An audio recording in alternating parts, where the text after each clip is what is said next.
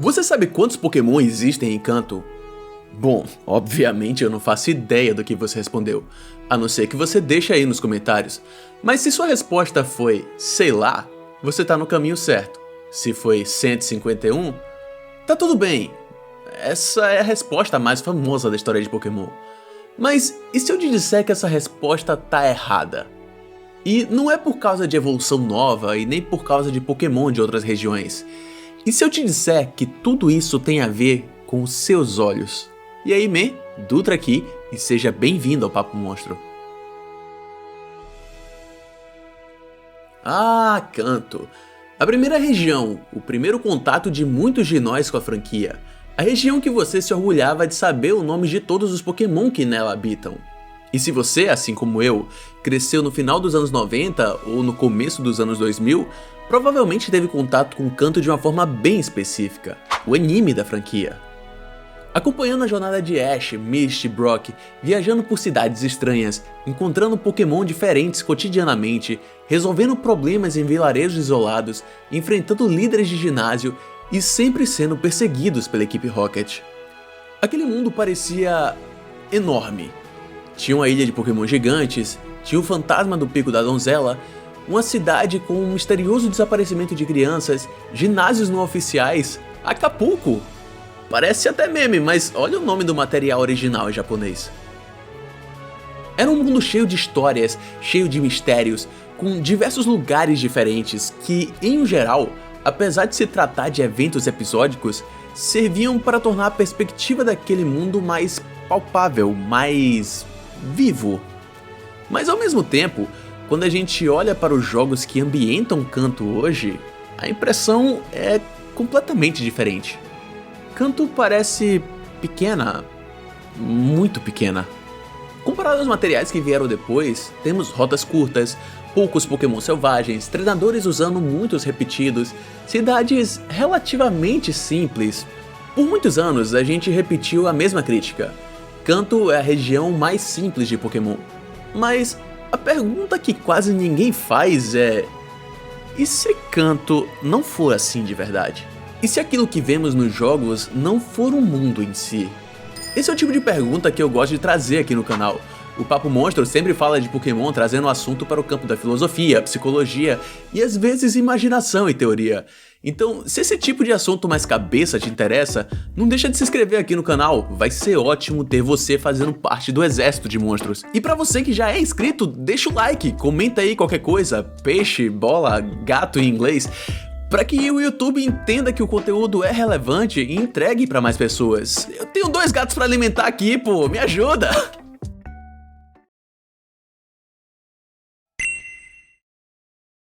Quando eu era moleque, lá pros anos 2003, 2004, meu único contato com Pokémon era a televisão. Anime na TV aberta ou às vezes na Cartoon Network. Eu não tinha videogame, por muito tempo, o mundo de Pokémon pra mim era só aquilo. Um mundo gigante onde Ash saía por aí capturando Pokémon e enfrentando ginásios pra conseguir as insígnias. Eu nem sequer sabia que a região que eu tava assistindo se chamava Kanto. Pra mim, era só o mundo Pokémon. Só que enquanto eu tava vendo um anime, os meninos do meu bairro estavam vendo outra versão daquele mundo. Eles tinham Game Boys e jogavam Ruby, Safira, Emerald. Eu via aqueles cartuchinhos coloridos e morria de curiosidade. Eu queria colocar as mãos naqueles jogos, entender como é que funcionavam, mas nunca me deixaram triscar em um deles, sempre seguido daquela frase clássica: "Você vai quebrar!". E mesmo sendo um moleque, eu tinha noção que se meus pais nunca tinham me dado um videogame, era porque eles não podiam. Eles sempre deixaram isso muito bem claro pra mim. Então, eu morria de medo de pegar. Vai que eu quebrava mesmo. Então por anos eu só assistia, só observava e imaginava como era aquele mundo dentro do jogo através de olhares de lado. Até que um dia, quando eu tinha 11 anos, a mesma idade do menino Red, foi que eu fui ter contato com o GBA, o do meu melhor amigo, cujo qual eu menti, dizendo que já tinha tido um e que eu sabia mexer pra ele me dar credibilidade. Meu primeiro contato com um jogo de Pokémon então foi com o Leaf Green, ao qual eu olhava pra aquela telinha e perguntei pro meu amigo: "Ué, cadê os Pokémon?" Eu, acostumado com anime, tava esperando que eles saltassem na tela pra eu poder interagir, e quem diria que depois de quase 20 anos isso veio acontecer, não é? E meu amigo só respondeu: entra no matinho. E quando eu entrei, apareceu o meu primeiro Pokémon selvagem. E naquele momento, eu descobri um mundo novo. Mas sem perceber, eu também estava descobrindo a limitação desse mundo.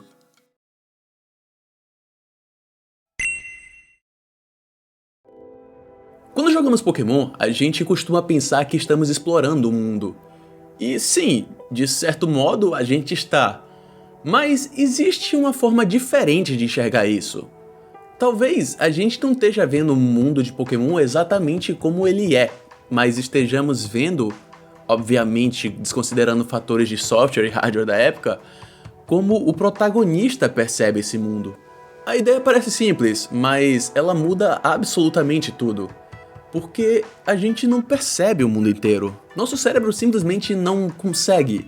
Existe um conceito na psicologia chamada de atenção seletiva. Basicamente, o nosso cérebro escolhe o que merece atenção e ignora o resto. Não porque ele quer, mas porque ele precisa. Os nossos cérebros são extremamente poderosos, mas eles também são extremamente econômicos. Ele está o tempo inteiro tentando gastar o mínimo de energia possível para processar o mundo à nossa volta. Porque processar informações cansa. Um bom exemplo é o exercício de estudar. Já parou para se perguntar por que ficar parado, sentado, apenas lendo, repetindo e anotando informações que precisam ser aprendidas a todo custo é tão exaustivo? Para contornar isso, o seu cérebro cria atalhos, filtros, prioridades. Ele está constantemente decidindo o que é importante e o que pode ser ignorado. Agora mesmo, por exemplo, seus olhos estão vendo seu nariz. Sim, ele tá aí, no meio do seu rosto, mas o seu cérebro ignora completamente essa informação. E você só percebeu isso agora porque eu mencionei. Antes disso, ele simplesmente não existia pra você. E isso acontece com milhares de coisas ao mesmo tempo. Quando você sai de casa e vai pro trabalho, para a escola ou pra faculdade, seu cérebro não tá analisando cada detalhe do caminho. Você não tá observando cada poste, cada janela, cada árvore ou cada pessoa que passou por você na rua. Seu cérebro só registra o essencial, de onde você saiu, por onde você passou e onde você chegou. O resto, ele simplesmente descarta, a não ser que algo quebre esse padrão.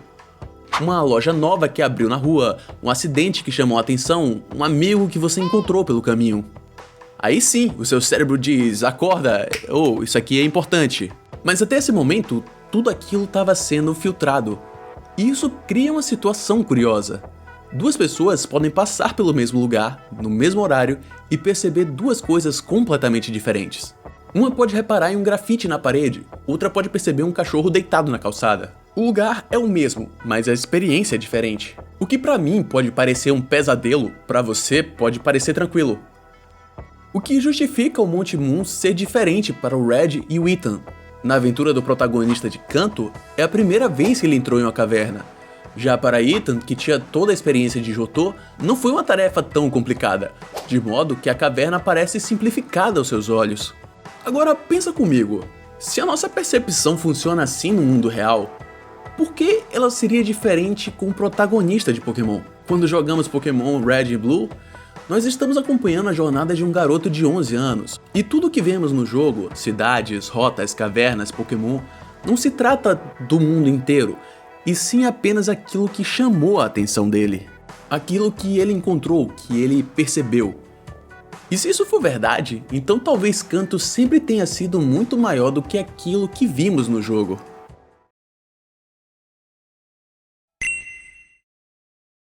Quando você olha para Kanto em Red e Blue ou nos remakes Fire Red e Leaf Green, assumindo que estamos enxergando as coisas através das lentes do Red, algumas coisas começam a fazer muito mais sentido. Por exemplo, nos jogos originais, existem 151 Pokémon na região de Kanto, mas 3 anos depois, em Pokémon Gold e Silver, quando voltamos para Kanto na pele de Ethan, encontramos Pokémon que nunca apareceram lá antes. Slugma, Houndour, Murkrow e vários outros. A explicação mais simples seria dizer que esses Pokémon migraram de Johto nesse tempo. Mas existe outra possibilidade, a de que eles sempre estiveram lá, em horários diferentes e em condições diferentes. Além disso, com a chegada dos remakes Heart Gold e Soul Silver, que expande mais ainda os jogos, descobrimos que há Pokémon que conhecemos, e essa palavra é importante, em Hoenn e Sinnoh, que também estão ali. E mesmo que seja necessário usar uma determinada frequência de rádio para atraí-los, não muda o fato de que eles estavam ali, só que mais escondidos.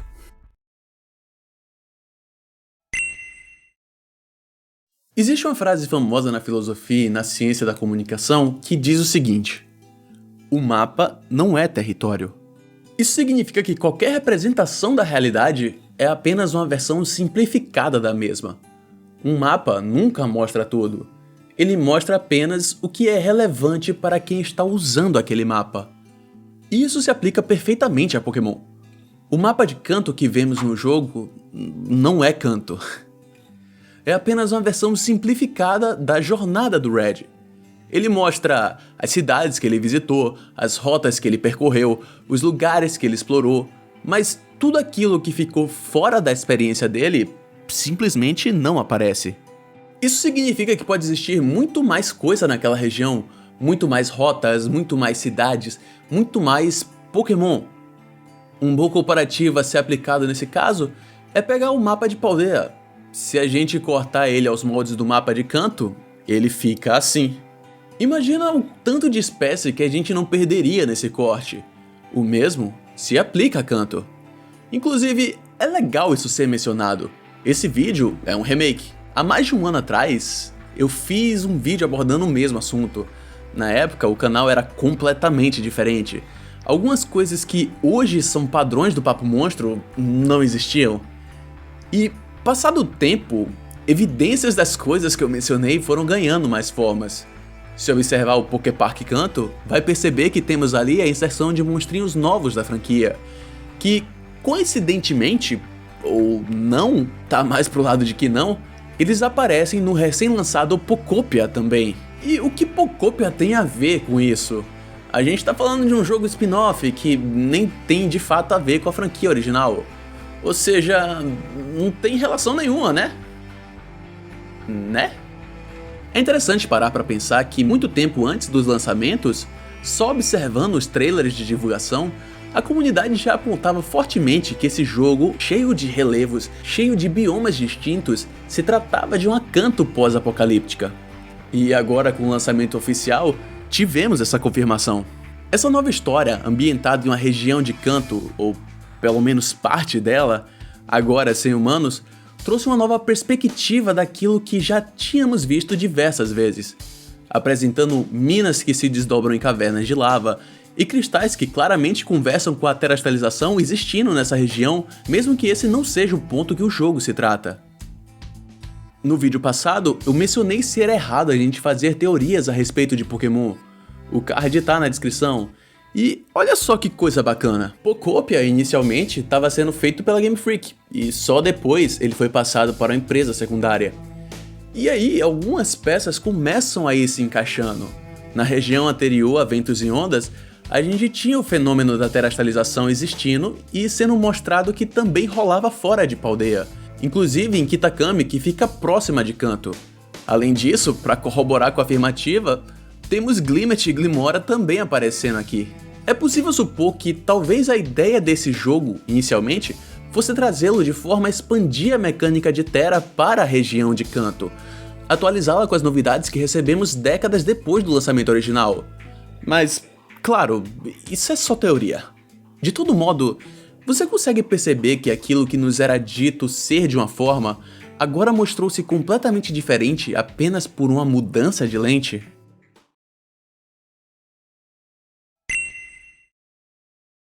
Você percebe como isso é bizarro? A gente passou anos tratando Kanto como se fosse uma região pequena, limitada, quase pobre em conteúdo, quando talvez o problema nunca tenha sido Kanto.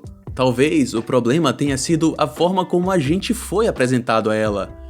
O que muda completamente o peso daquela pergunta inicial: quantos Pokémon existem em Kanto? Porque se o mapa não é o território, então a Pokédex não é a natureza. E a lista de 151 não é uma verdade absoluta, é só um recorte. E aí eu preciso te fazer uma pergunta desconfortável. Se isso acontece num jogo onde teoricamente tudo deveria ser objetivo, imagina na vida real. Porque na vida real, a gente tá fazendo isso o tempo todo.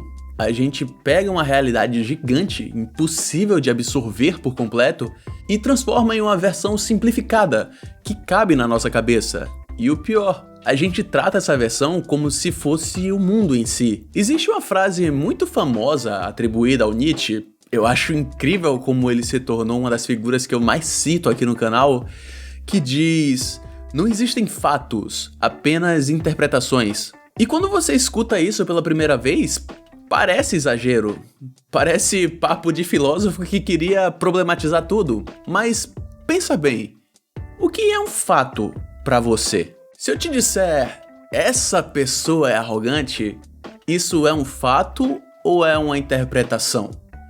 Porque talvez ela seja só tímida, talvez ela esteja nervosa, talvez ela esteja com medo de ser julgada, talvez ela só tenha aprendido a se proteger falando daquele jeito, talvez ela esteja com raiva de outra coisa, talvez ela tenha passado por uma humilhação antes de entrar naquele lugar.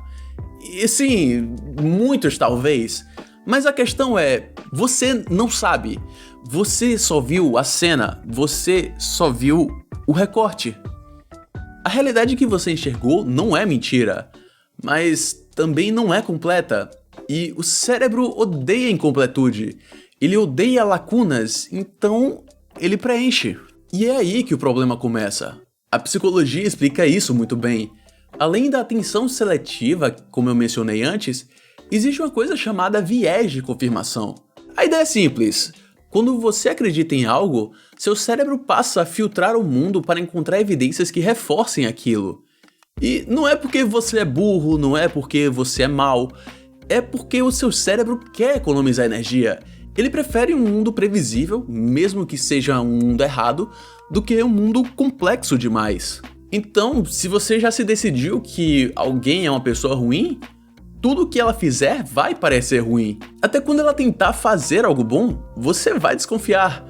Você vai achar que ela tem segundas intenções, vai dizer, tá fazendo isso aí pra se mostrar. E se você já decidiu que alguém é incrível, você vai perdoar coisas absurdas, vai passar pano, vai dizer, ah, mas ele é assim mesmo. E o nome disso é efeito halo. Um traço positivo ou negativo vira um holofote tão forte que ele colore todo o resto. E é por isso que duas pessoas podem assistir a mesma cena e sair com histórias completamente diferentes. Não porque uma delas esteja mentindo, mas porque elas estão vendo cantos diferentes. Elas estão jogando jogos diferentes dentro da própria cabeça. E aí você começa a perceber o quanto a nossa relação com o mundo é frágil. Porque se o que eu vejo não é o mundo inteiro, então a minha certeza também não é inteira. E se a minha certeza não é inteira, então eu não tenho o direito de tratar ela como se fosse lei. Porque se percepção muda o mundo, então percepção também muda o julgamento.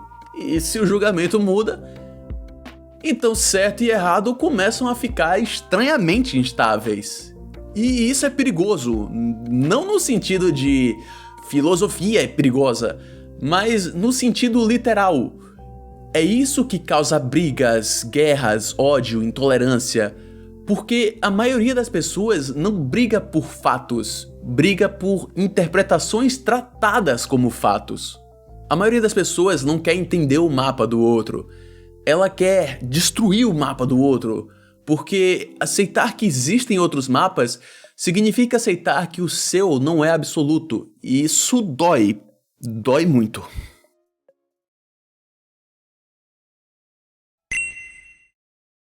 Agora pense comigo, como é que a gente decide se algo é certo ou errado? Porque normalmente a gente fala isso como se fosse uma coisa simples. Isso é certo, isso é errado, essa pessoa tá errada, essa pessoa tá certa.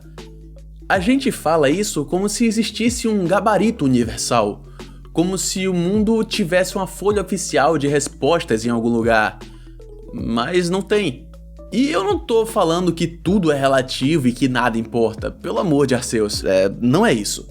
Eu tô dizendo que existe uma diferença enorme entre uma verdade e um consenso, entre um valor moral e um instinto emocional.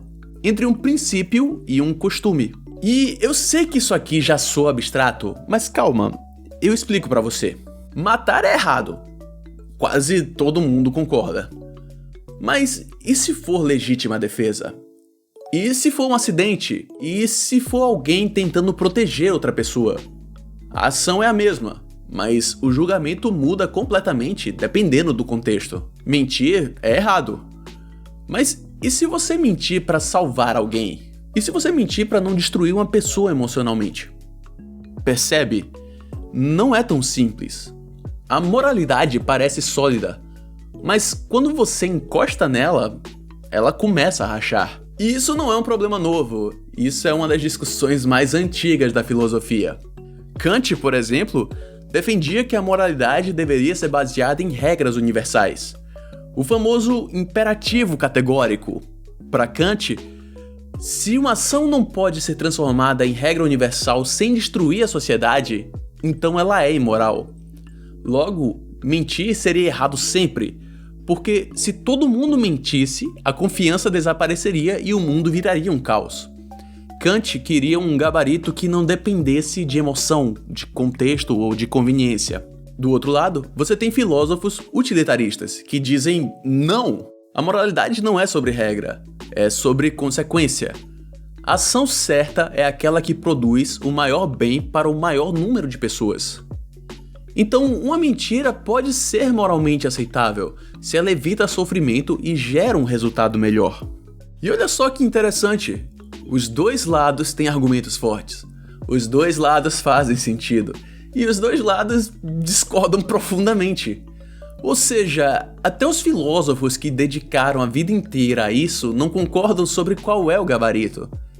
Então, quando alguém diz, isso é certo e acabou, o que essa pessoa está realmente dizendo? Ela está dizendo, dentro do meu mapa moral, dentro do meu conjunto de valores, das minhas experiências, dentro da minha lente, isso é certo. E isso não significa que ela esteja errada, mas significa que ela pode estar incompleta. E muitas vezes arrogante. Porque o problema não é ter um mapa. Todo mundo precisa de um mapa. O problema é esquecer que é um mapa. E aí, a gente volta pro Pokémon. Porque Kanto parece pequena quando você olha com os olhos de alguém que já jogou várias gerações. Já viu o mundo aberto, já viu Paldea, já viu Alola, Sinnoh com seus biomas. Mas pro Red, aquilo era tudo. E talvez a gente faça a mesma coisa com a vida. A gente olha pro mundo com a lente da nossa história e acha que isso é o mundo inteiro. Só que não é, é só um recorte. E aí a gente começa a julgar os outros com base nesse recorte. Mas quem disse que o nosso jeito é o gabarito? Quem disse que o nosso mapa é o território?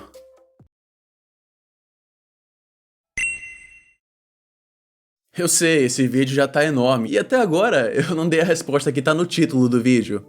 Então, bora lá. Afinal, quantos Pokémon existem em Kanto? E depois de tudo isso, dá até pra rir. Porque 151 não é uma resposta errada. Ela só é uma resposta incompleta. Ela é uma resposta verdadeira dentro do mapa que a gente recebeu. Dentro da lente do Red. Dentro da jornada que foi recortada para caber num cartucho de Game Boy. E também para caber na mente de uma criança de 11 anos explorando o mundo pela primeira vez. Mas Kanto não é aquilo. Kanto é maior. Tem mais rotas, mais espécies, mais cavernas. Kanto tem mais histórias. Porque o mundo não existe para ser visto por completo. O mundo existe para ser vivido em pedaços. E o que a gente chama de realidade é só o pedaço que a gente conseguiu carregar. E quando você pensa nisso, Pokémon vira quase uma metáfora involuntária sobre o que é ser humano. Porque a Pokédex é literalmente um livro de recortes. Um registro do que você encontrou, do que você viu, do que você conseguiu capturar, não do que existe, não do que é possível, do que é total. E é por isso que quando a gente volta pra Kanto em Heart Gold Soul Silver, ela parece diferente. Quando a gente vê Kanto em remakes, ela parece diferente. Quando a gente vê Kanto em projetos novos como Pocopia, ela parece diferente. Porque a lente muda. E quando a lente muda, o mundo muda. Mesmo que o mundo seja o mesmo. E talvez a vida seja assim também. Talvez a vida seja um lugar gigante e que a gente só conhece em miniatura. E a gente se acostuma tanto com aquela cidade, com aquelas ruas, com aquelas regras, com aquelas placas, que a gente começa a acreditar que tudo que existe é aquilo. Porque é mais confortável acreditar que o mundo termina onde o nosso mapa termina. Só que não termina. Nunca terminou e nunca vai terminar. E talvez a pergunta certa não seja quantos Pokémon existem em Kanto, e sim quantos Pokémon você é capaz de enxergar. Quantas coisas você deixa passar porque elas não cabem na sua atenção. Quantas situações você julga rápido demais porque é mais confortável ter certeza do que ter uma dúvida. Eu não tô dizendo que você tem que aceitar tudo, nem que você tem que concordar com tudo, nem que existe certo ou errado, não é isso. Eu tô dizendo que a gente precisa ter humildade suficiente para reconhecer que a realidade é maior do que a nossa versão dela, que o mundo é maior do que o nosso ego, que a verdade muitas vezes não é uma coisa que você encontra, é uma coisa que você constrói. Tijolo por tijolo, confronto por confronto, experiência por experiência. E que talvez a pessoa mais perigosa do mundo seja aquela que tem certeza demais. Porque ter certeza absoluta é quase sempre uma forma de cegueira. Então, da próxima vez que alguém te disser que Kanto é pequena, que ela não tem variação no seu bioma, talvez você sorria, porque você sabe que existe muito mais do que os seus olhos podem ver. Não esquece do like, se inscrever no canal e... valeu! A vida é simples,